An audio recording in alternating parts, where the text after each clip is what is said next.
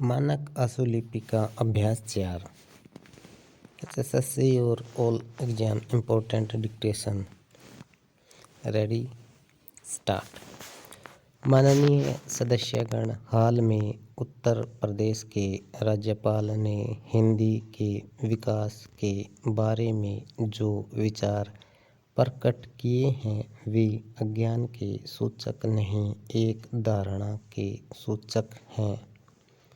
जो हमारा अनुमान है राज्यपाल महोदय तक सीमित नहीं है, बल्कि कांग्रेस के अधिसंख्यक नेताओं की धारणा है।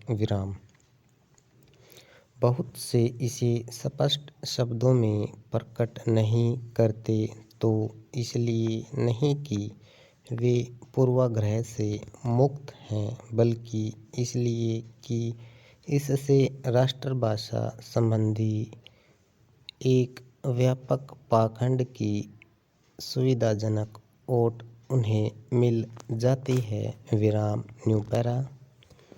राज्यपाल महोदय ने इस बात पर बहुत जोर दिया कि हिंदी का विकास अखिल भारतीय दृष्टि से ही होना चाहिए। सुनने में बात बड़ी अच्छी लगती है।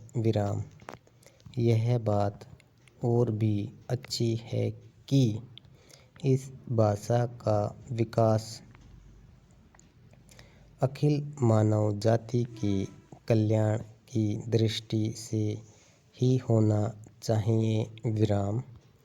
लेकिन जो लोग इस ढंग की बातें करते हैं वे न भाषा विकास के नियम समझते हैं, न किसी भाषा के विकास में कोई योग देते हैं। इस तरह की लोगों की कृपा केवल हिंदी पर होती है, क्योंकि हिंदी को संभाव्य राष्ट्रभाषा का नाम देकर इस विचार के सब लोग उस पर मनमानी लाद देना चाहते हैं और इसके स्वाभाविक विकास में रोड़ा अटकाते हैं। New para. हम अखिल भारतीय दृष्टि से विरोधी नहीं हैं, बल्कि हमने सदा प्रादेशिक, सांप्रदायिक या किसी तरह की भी संकुचित मनोवृत्ति के विरुद्ध राष्ट्रीय दृष्टि और चिंतन का समर्थन किया है।